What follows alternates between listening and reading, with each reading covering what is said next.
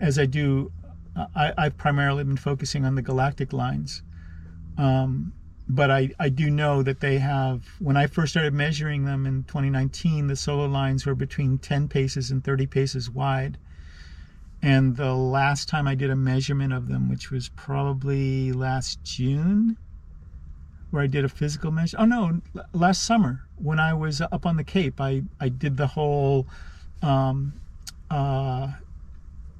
did a whole survey of the subtle energy lines of the Cape, which is a major, there's a major complex of solar nodes around Cape Cod, not the least of which is this node that's in Provincetown at the point that is the center of the spiral that Cape Cod is part of. And what I discovered is that the solar lines are now, remember they were, the largest ones are 30 paces wide. They're 10 times that now. They were in September. They were in August when I measured them, the end of August, beginning of September, they were 300 paces wide. The Earth-generated lines, I'm not sure how big those are now. Those used to be, back in 2019, they were 1 pace to 5 paces wide, and now I couldn't tell you how wide they are, except to say the last time I measured one, which was last August, it was 20 paces wide. So there are, the field altogether has been affected, and the reason why I say that this is most likely going to be, this change is going to, the way things are going to be for the next couple million years, is because the solar system has been in that region of space. We've been basically in a giant cloud of dust and gas and magnetic fields that have been protecting us from these cosmic radiation sources. And as we move above the central plane, there's less stuff between us and the center of the Milky Way galaxy and us and those galaxies that are on the other side. And it's only a matter of time before we reach a region of space where we can be reached by other galaxies that may or may not have been obscured by whatever region of space we were passing through. And the significance of this in the long term is that cosmic radiation, exposure to cosmic radiation can cause mutations. And such a sudden increase in the amount of cosmic radiation reaching the surface of the Earth, either through, coming down through the neutrino streams or reaching the upper atmosphere in general, has an effect, a potential effect on the amount of mutation in the biosphere. The incidence of mutation and novelty is and will be greater and ever increasing over the next, a couple of years, couple of thousand years, couple of millennia, couple of million years, whatever, as the solar system, moves through this clearer and clearer region of space. And the fact that so much of this energy is reaching the surface of the Earth, reaching the biosphere now, it's very unlikely that it's going to turn itself off anytime soon. And so what's happened, whereas we had this system of lines, parallel lines, 6 parallel lines running around the world, they've all expanded so much that each one of those lines now covers the planet. There are 6 of them, and their energy is radiating from the core of the planet. And at every solstice and equinox from now on, it's going to it'll be like a more powerful pulse at each one of these benchmarks, the solstice and the equinox, because for some reason that's when the ley lines begin to vibrate at the same frequency, and that's when when these expansion cycles would start. But now those what were lines are now layers, but they're not actually layers. We're just talking about a stream of energy that's coming up from the core of the planet. Now, what I see when I give this a serious meditation, what I've seen is it's like these lines and everything up till now, they're a sound structure, because what we're talking about is ultra low frequency sound waves. And whereas that sound structure was configured into what looked to us on the surface like lines, there's nothing like that now. Wherever I go, if I'm trying to douse those lines, I'm in it. I'm in the energy, because the energy is radiating from the core of the planet wherever you go. And at every solstice and equinox, the potency of that radiation is only going to become more. And so it'd be very interesting to see how this I've been really fascinated, I got to tell you, to witness this from, trying to see any correlations from what I've been observing and measuring to what effect it's having on the culture. And, how do you measure that? How do you gauge that? There are a couple of things I've been monitoring. One is the news cycles, and people's reactions to news cycles.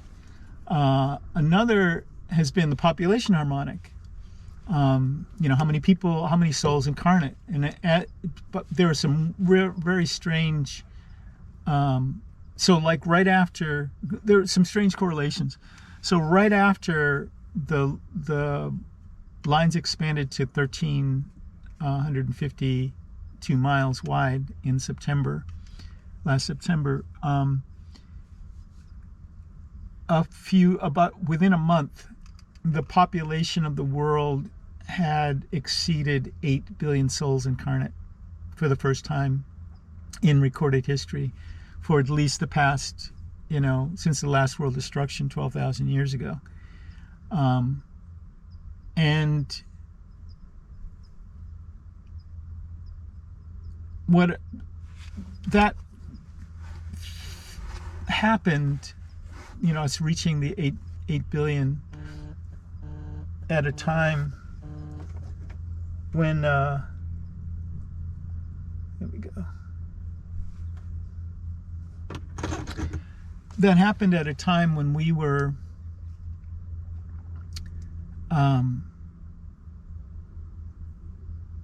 it was really close to the 2020 election. 2020 election? What I'm saying? 2022 election. And in fact, it happened the week of the election, which is really funny because we reached the population past the benchmark of vibrating the vibratory frequency of the planet of 7.83 hertz, or vibrations per second, 7.83 billion souls incarnate, the week of the 2020 election. And where, suddenly we didn't have the authoritarian future that some people wanted to manifest in this country, we turned away from. And have steadily been turning away from it ever since. When we reached the 8 billion mark, if you recall, leading up to the 2022 election, there were all these predictions of a red wave and a turn to the right, and meaning a turn towards authoritarianism, and that did not materialize. And we're still on the fence with that whole possibility globally. And it's not about personalities, but I do monitor certain personalities that are in the news, because they're data points in trying to understand what the effect is on populations of what I've been observing with regards to the Earth's subtle energy field and the recent changes. And so that's what page I'm on right now, is to basically watch and monitor the news and whatever other cultural markers I can to see what effect any of this stuff I've been studying is having on us. And what I see, just in terms of everything that I say from here on out is just anecdotal, because I don't think we can do much more than that at this point. One of the things that I'm seeing is that, remember, this change that I'm talking about, that I'm trying to describe here, is like, imagine there's that energy that was on the mountain, and now that energy that you would have to make a pilgrimage for is now brought to people that would never go on a pilgrimage. People that would never consider themselves here for spiritual reasons or whatever, right? And yet we're all about the spiritual reasons for our existence. There's no getting around that. Whether you think of yourself as spiritual or not, you're going to be affected by this energy. And if you choose not to take advantage of this energy, given the fact that it's essentially very benevolent, you may actually be causing a certain amount of confusion in your own existence, and that's okay. You'll use that to your advantage, as we do. You'll find what is the right path for you to be on, and I will tell you that as time goes on, spirituality will become even more important to people, if not their prime focus in being alive is, what's the spiritual significance of this, that, or the other thing that's occurring. Because nothing else will have that level of importance. So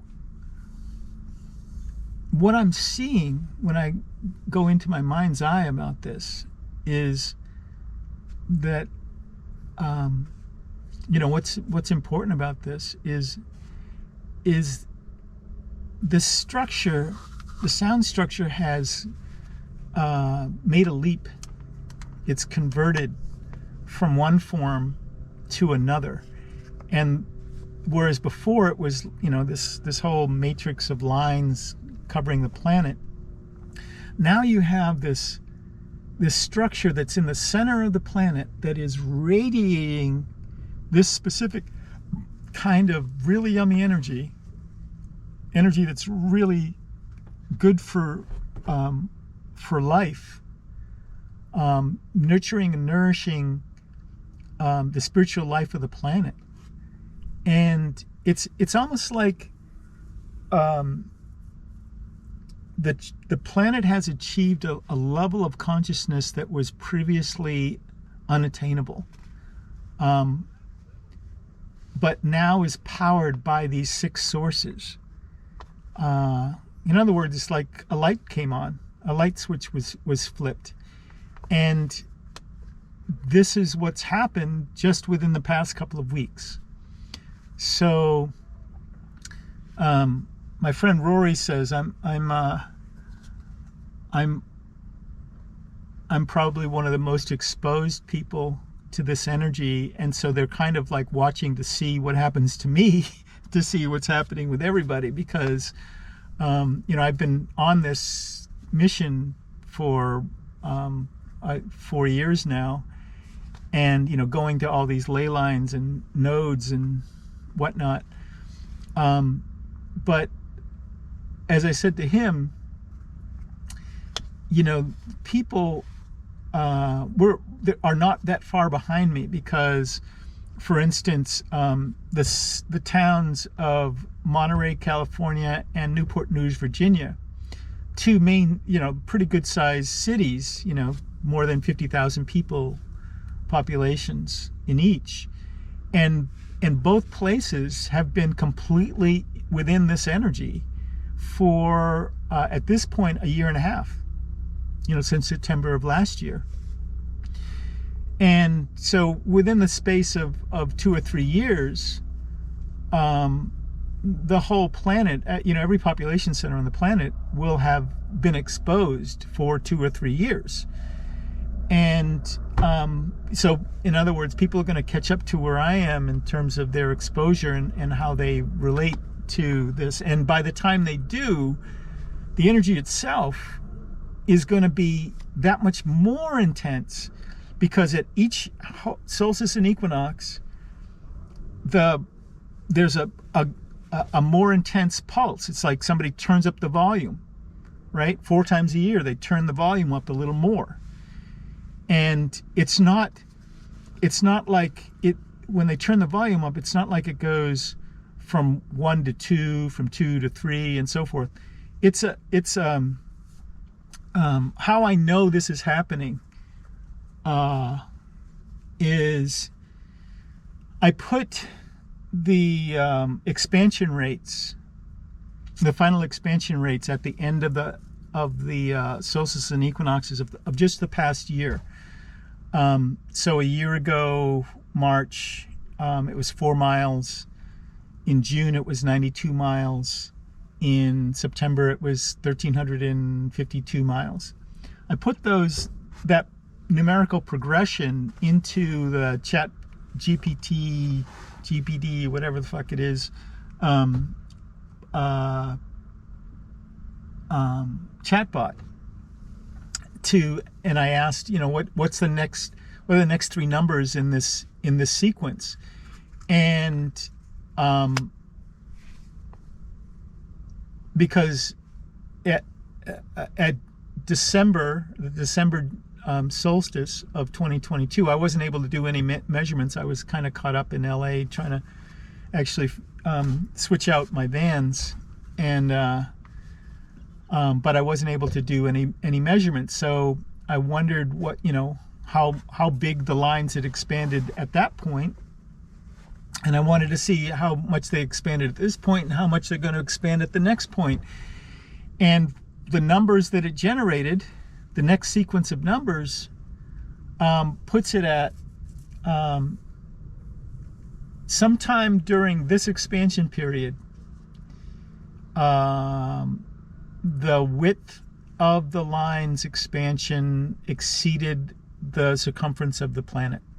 The circumference of the Earth is 24,855 miles, I think. And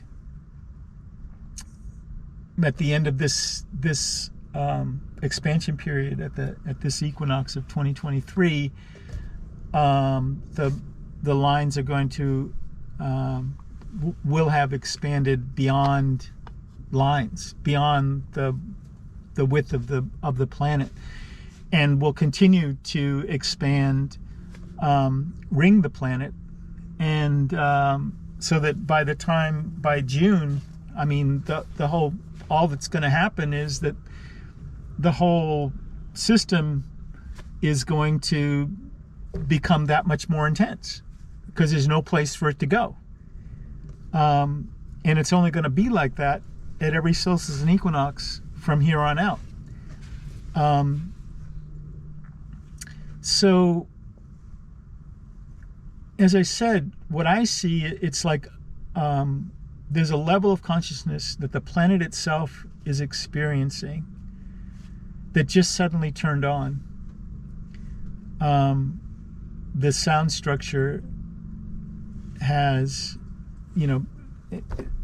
morphed from being a matrix of intricate lines to become this radiant energy source.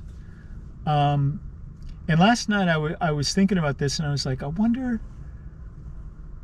how would you recommend for people to, if we're talking about radiant energy, how do you access that radial energy, right? Radiant energy. And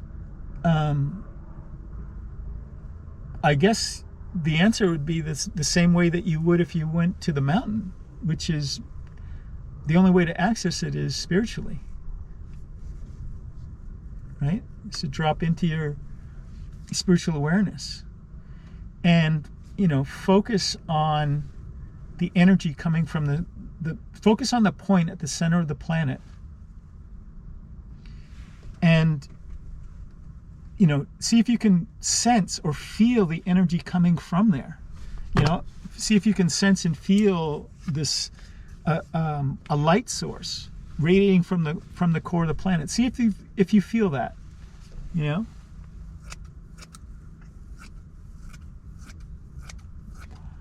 The reason I say that is because when